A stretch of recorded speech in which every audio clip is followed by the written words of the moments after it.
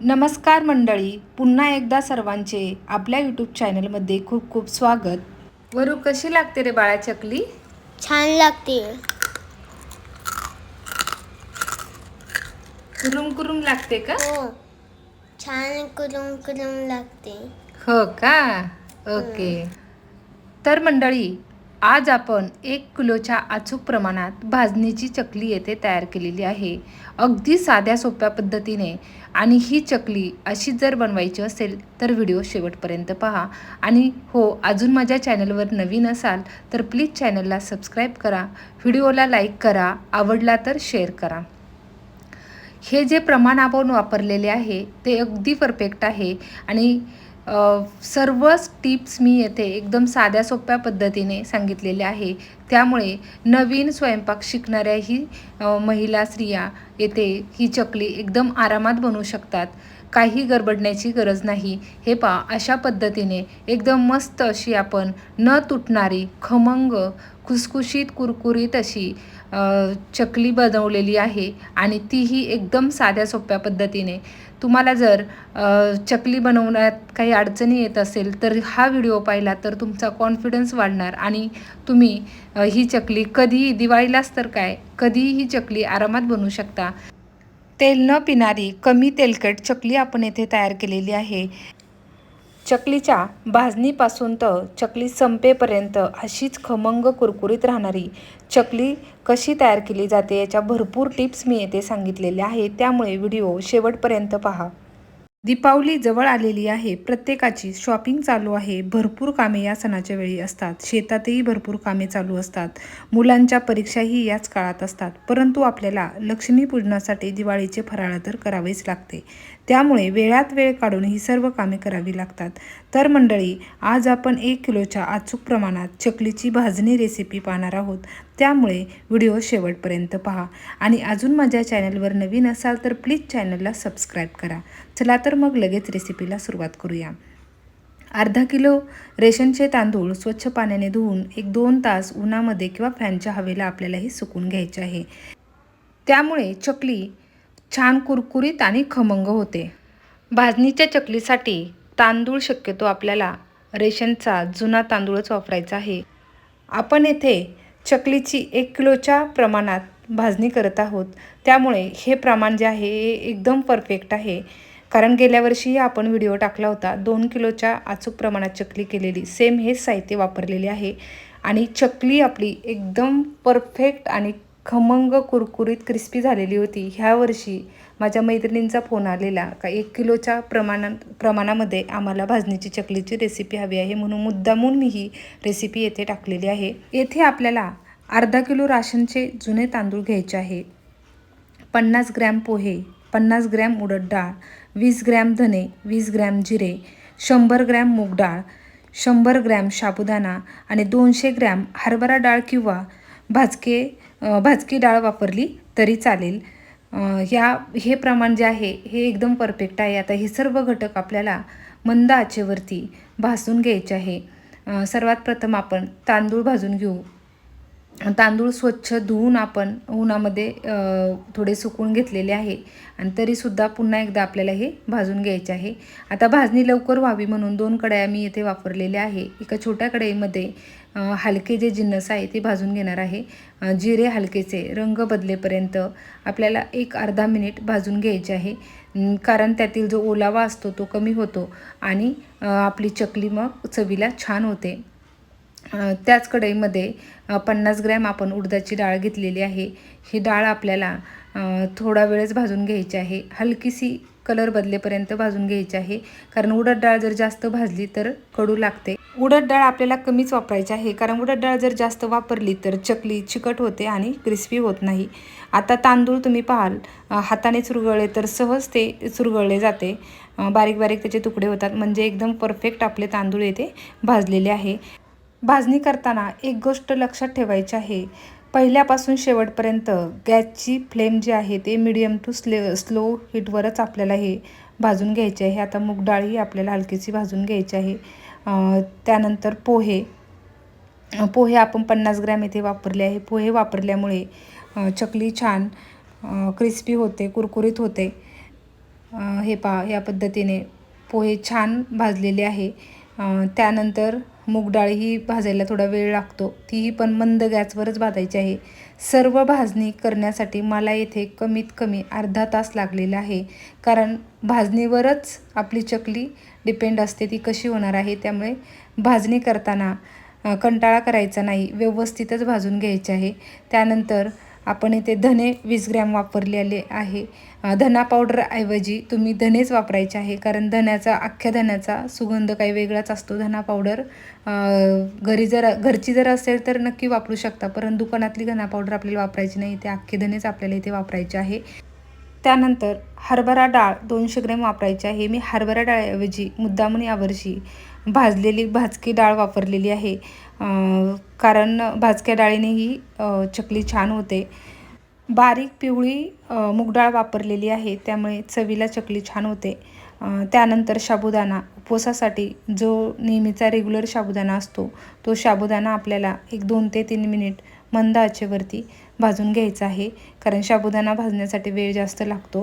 आणि चकलीमधील सर्वात महत्त्वाचा घटक म्हणजे ज्वारी. ज्वारीमुळे चकली एवढी छान आणि कुरकुरीत होते. गेल्या वर्षीपासून मी ही ज्वारी वापरायला लागले. याआधी मी ज्वारीचा वापर करत नव्हते आणि खरंच ज्वारी टाकल्यामुळे चकली खूप छान होते. ही आपल्याला 5 मिनिट छान भाजून घ्यायची आहे. हे तांदूळ आपले या पद्धतीने छान हातावरती सहज चुरगळले जाते, म्हणजे आपले तांदूळ येते एकदम परफेक्ट भाजलेले आहे. त्यानंतर धने हेही आपण मस्त मंद आचेवरती भाजून घेतले होते. हे सर्व घटक एकदम स्लो टू मिडियम हीटवरच आपल्याला भाजून घ्यायचे आहे. भाजताना घाई बिलकुल करायची नाही. वेळ लागला तरी चालेल, परंतु आपली चकली जर चांगली व्हायची असेल तर भाजणीसाठी तुम्हाला वेळ हा द्यावाच लागणार आहे. या पद्धतीने इथे आपले सर्व घटक भाजून झालेले आहे.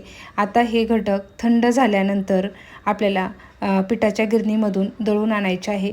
घरची गिरण असेल तर उत्तमच, कारण छान पीठ आपल्याला इथे तयार होते. परंतु आपल्याला सगळ्यांकडेच गिरणी असतात असं नाही.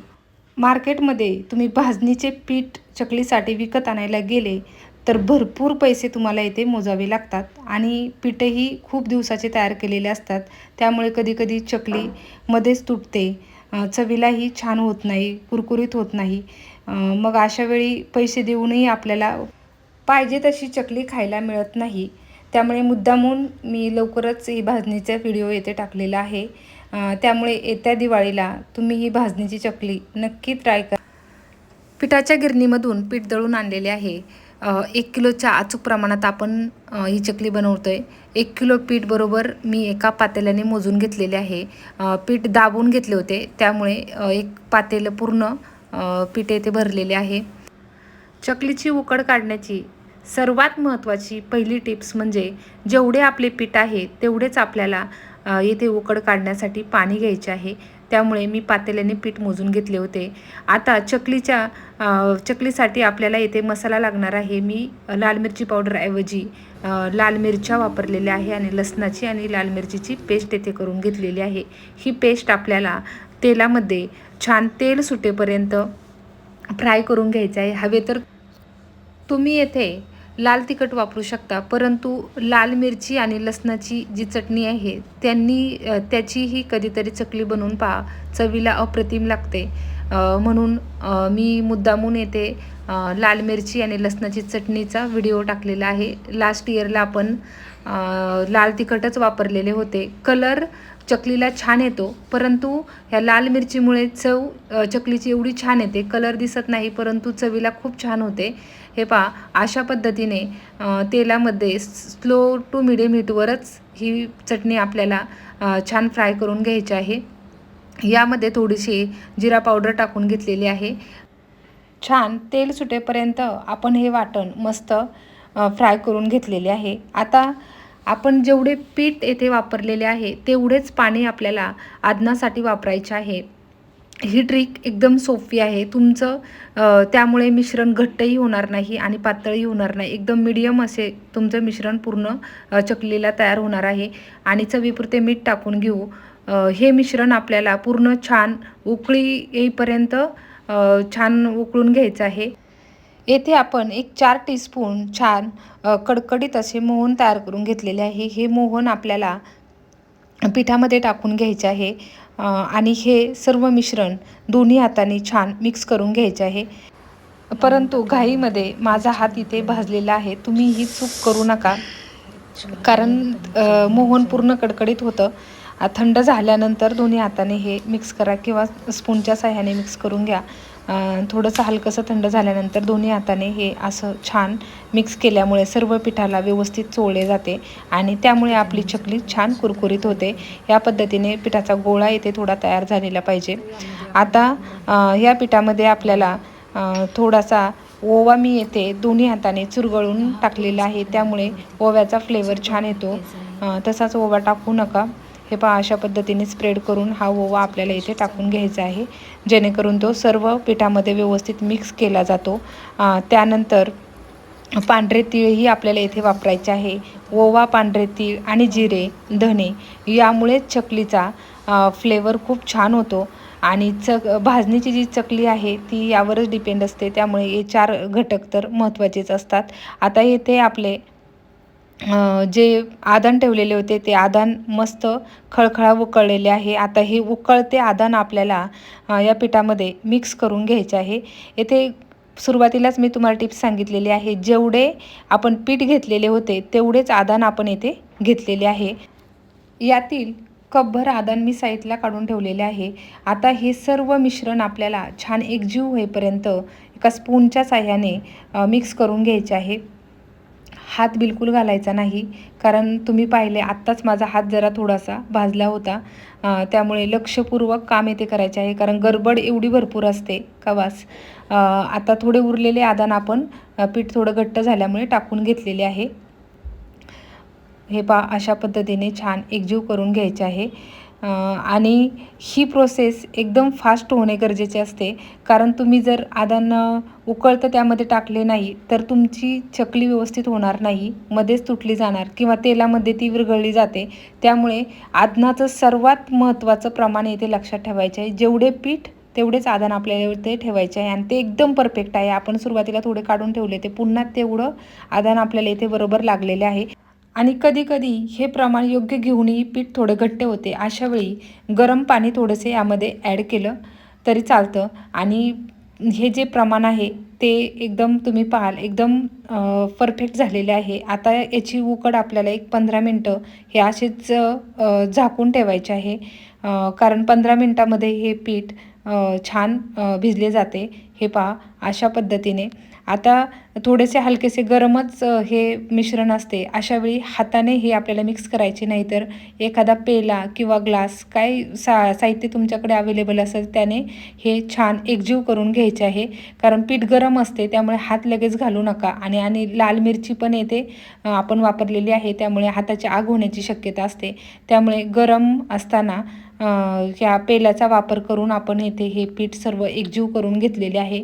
जेवढे तुम्ही पीठ छान एकजीव करून घ्याल तेवढी तुमची चकली कुरकुरीत आणि क्रिस्पी होणार आहे. या गरम आदनामध्ये चकलीचे संपूर्ण पीठ छान उकडले जाते. 15 मिनटामध्ये तुम्ही पाहाल एकदम छान असे पीठ येथे उकडलेले आहे. जशी आपण मोदक बनवण्यासाठी तांदळाची उकड काढून घेतो, सेम त्याच पद्धतीने ही उकड आपण येथे काढून घेतलेली आहे. हे पहा, येथे आपली उकड एकदम परफेक्ट झालेली आहे. कसल्याही तेलाचा किंवा पाण्याचा, तुपाचा आपण येथे हात वापरलेला नाही. पीठ बिलकुलही परातीला चिकटलेले नाही, म्हणजेच आपले येथे चकलीचे पीठ एकदम परफेक्ट झालेले आहे. आता यावरती पुन्हा आपल्याला एक 10 ते 15 मिनटे झाकण ठेवून घ्यायचे आहे आणि तोपर्यंत दुसरीकडे तेल आपल्याला तापाय ठेवायचे आहे. 10 ते 15 मिनिटांमध्ये मस्त आपले पीठ येथे फुलून निघते. चकली तयार करण्यासाठी मी येथे स्प्रिंगच्या सोऱ्याचा वापर केलेला आहे, कारण चकली तयार करण्यासाठी हा जरा इझी पडतो, जास्त जोर द्यावा लागत नाही. आतल्या साईडने आपल्याला या पद्धतीने तेल लावून घ्यायचे आहे आणि पिठातील थोडासा पोर्शन यामध्ये टाकून घ्यायचं आहे. सुरुवातीला सर्व पीठ उघडे करून ठेवायचे नाही. जेवढे पीठ आपल्याला लागते तेवढेच पीठ आपण इथे घ्यायचे आहे आणि तेही आपल्याला झाकून ठेवायचे आहे, कारण हे मिश्रण जरा कोमट असताना जर चकल्या काढल्या तर चकल्यामध्ये तुटत नाही आणि मस्त होतात. हे पहा, अशा पद्धतीने सोऱ्यामध्ये आपण पीठ भरून घेतलेले आहे. आता एक चकली करून पाहू. हे पहा, एकदम मस्त अशी आपली येथे न तुटणारी चकली तयार होते. आणि हा सोऱ्या मुद्दामून आपण येथे वापरलेला आहे, कारण जास्त मेहनत या सोऱ्याला लागत नाही. प्रेसचा जर सोऱ्या तुम्ही वापरला तर हात भरपूर लाल होतात आणि दुखतात आणि मग आपण चकली तयार करण्याचा कंटाळा करतो. याने एकदम झटपट अशा चकल्या तयार होतात आणि एक व्यक्ती सहज चकली तयार करून चकली तळूही शकते. त्यामुळे हा सोरा जरा इझी पडतो. आता चकली तुटू नये म्हणून या पद्धतीने खालून जरा आपण ही चकली तयार करून घ्यायची आहे, त्यामुळे चकली तुटत नाही. आणि शेवटची जी बाजू आहे ती बाजू पुन्हा याला जॉईन करून घ्यायची आहे. आणि अजून एक ट्रिक तुम्हाला मी सांगणार आहे. हे पहा, अशा पद्धतीने एकदम मस्त अशी आपली येथे गोलगरीत छान चकली तयार झाली आहे. आणि ज्याची चकली तुटते त्यांनी डायरेक्ट अशी सरळ लाईन मारून घ्यायची आहे आणि या पद्धतीने गोल गोल करून त्याचे तोंड पुन्हा पुढच्या साईडने जॉईंट करून घ्यायचे आहे, जेणेकरून आपली चकली तळताना सुद्धा तुटणार नाही. अशा पद्धतीने आपण इथे एकदम मस्त अशा झटपट चकल्या तयार करून घेतलेल्या आहे. दुसरीकडे आपण तेल तापवायला ठेवले होते. चकली तळण्याची सर्वात महत्त्वाची गोष्ट म्हणजे सुरुवातीला तेल आपल्याला व्यवस्थित तापले का नाही ते पाहण्यासाठी आपल्याला इथे छोटासा चकलीचा भाग मी इथे टाकून घेतलेला आहे. याचे बुडबुडे छान यायला लागले की आपले तेल येथे तापलेले आहे असे समजायचे. याचे पूर्ण बुडबुडे बंद झाल्यानंतर रूम टेम्परेचरवरती आपल्याला हे तेल पुन्हा स्लो गॅसवर ठेवायचे आहे आणि चकल्या टाकल्यानंतर गॅसची फ्लेम आपल्याला इथे वाढवायची आहे. सुरुवातीला फुल गॅस ठेवायचा नाही, मिडियमच ठेवायचा आहे. आणि मी तर येथे म्हणेल का चकली म्हणतात स्लो टू मिडियम हीटवर तळून घ्यायची, त्यामुळे चकली क्रिस्पी होते. परंतु असं काही नाही, आपल्याला येथे गॅसची फ्लेम जी आहे ती मिडियम टू हाय हीटवर ठेवायची आहे. त्यामुळे काय होतं, चकली तेल कमी पिते, वेळही आपला वाचतो, गॅसही वाचतो. आणि जर तुम्ही मंद आचेवरती जर चकली तळली तर तुमचे चकली तेल खूप पिणार आहे आणि ती थोडी अशी भिजट ऑइली ऑइली लागणार आहे. त्यामुळे येथे तळण्याची सर्वात महत्त्वाची टिप्स म्हणजे आपल्याला चकली सुरुवातीपासून शेवटपर्यंत मिडियम टू हाय हीटवरतीच आपल्याला तळून घ्यायचे आहे. आता हे पहा, सुरुवातीला बुडबुडे भरपूर होते आणि नंतर बुडबुडे कमी झालेले आहे. दोन्ही साईडनी 2-2, 3-3 मिनिट आपल्याला ही चकली उलटून घ्यायची आहे आणि बुडबुडे पूर्ण बंद झाले की आपल्याला ही चकली काढून घ्यायची आहे. त्याआधी जर तुम्ही चकली काढली तर तुमची चकली कुरकुरीत आणि खुसखुशीत होणार नाही. त्यामुळे हे पहा, जोपर्यंत बुडबुडे बरेचसे कमी होत नाही तोपर्यंत चकली काढून घ्यायची नाही. सुरुवातीला ही वर तरंगली जाते आणि चकली एकदम परफेक्ट भाजली कशी समजायची तर बुडबुडे पूर्ण बंद झाल्यानंतर चकली जेव्हा तळायला जायला लागते त्यावेळी समजायची की आपली चकली एकदम परफेक्ट भाजलेली आहे. हे पहा, येथे आपले बुडबुडे पूर्ण कमी झालेले आहे, म्हणजेच आपली चकली येथे एकदम मस्त भाजलेली आहे. आता ही चकली एका टिश्यू पेपरवरती आपल्याला काढून घ्यायची आहे. दोन्ही साईडनी चकली व्यवस्थित भाजून घ्यायची आहे. जर तुम्ही एका साईडनी चकली भाजली तर दुसऱ्या साईडनी चकली थोडी कच्ची राहते आणि तिचा कलरही बदलतो. त्यामुळे व्यवस्थित दोन्ही साईडनी 1-1, 2-2 मिनिट ही चकली छान आपण येथे भाजून घेतलेली आहे. हे पहा, बुडबुडे पूर्ण बंद झालेले आहे, म्हणजेच आपली चकली येथे एकदम परफेक्ट तळली गेलेली आहे. आणि तुम्ही पाहाल एकही चकली आपली येथे तेलामध्ये विरघळली नाही किंवा तुटली नाही. शेवटपर्यंत तिचा आकार जसाचा तसाच राहिलेला आहे, म्हणजेच आपली चकली येथे एकदम परफेक्ट झालेली आहे. आणि आपण आता ही चकली एका टिश्यू पेपरवर काढून घेऊ. ह्या टिप्स ज्या सांगितलेल्या आहेत त्या एकदम साध्या सोप्या आणि गरजेच्या आहेत. या सर्व टिप्स जर तुम्ही फॉलो करून जर चकली तयार केली तर तुमची चकली कधीच बिघडणार नाही. हे पहा, आता यातील एक चकली आपण तोडून पाहू. जर चकलीमध्ये जर अशी पोकळी तयार राहिली तर असे समजायचे की आपली चकली येथे एकदम परफेक्ट भाजलेली आहे. सेम याच पद्धतीने सर्व चकल्या आपल्याला इथे तळून घ्यायच्या आहेत. तळताना घाई करायची नाही. मीडियम टू फुल हीटवरती आपण येथे सर्व चकल्या तळलेल्या आहे. एक साईड आपल्याला 1-2 मिनिट छान भाजून घ्यायचे आहे. हे पहा, एक साईड येथे भाजलेली आहे. आता दुसऱ्या साईडला आपण ही उलटी करून घेणार आहोत. जर सुरुवातीलाच जर तुम्ही त्यामध्ये झाऱ्या उन्हातले घातले तर चकली तुटण्याची शक्यता असते. त्यामुळे 1-2 मिनिट छान हे आपल्याला एक साईड भाजून घ्यायची आहे, जेणेकरून आपली चकली तुटणार नाही आणि व्यवस्थित तळली जाईल. प्रत्येक चकली आपल्याला इथे उलटी करून भाजायची आहे. जर एका साईडनीच जर चकली भाजली गेली तर ती व्यवस्थित लागत नाही. आणि हो, अजून एक गोष्ट इथे लक्षात ठेवायची आहे, जसे आपल्याला पीठ लागेल तसेच पीठ आपल्याला इथे घ्यायचे आहे. हे मिश्रण जे आहे ते आपल्याला झाकून ठेवायचे आहे. सर्व पीठ ओपन करून ठेवले तर चकली तुटण्याची शक्यता असते. त्यामुळे पीठ जसे लागेल तसेच आपण घ्यायचे आहे. अशा प्रकारे 1 किलोची भाजणी तयार करून, पीठ तयार करून आपण येथे एकदम साध्या सिंपल पद्धतीने चकलीची रेसिपी तयार केलेली आहे. आणि ह्या चकल्या तुम्ही पाहाल बिलकुलही तुटलेल्या नाही. एकदम मस्त अशा चकल्या आपल्या इथे तयार झालेल्या आहे. या सर्व साध्या सिंपल टिप्स तुम्ही जर लक्षात घेतल्या तर ही चकली कोणीही बनवू शकते. अशा पद्धतीने आपण येथे 1 किलोच्या अचूक प्रमाणात भाजणीची चकली तयार केलेली आहे. तुम्हाला व्हिडिओ कसा वाटला कमेंट्समध्ये नक्की कळवा आणि आवडला तर शेअर करा. पुन्हा एकदा दीपावलीच्या सर्वांना खूप खूप शुभेच्छा.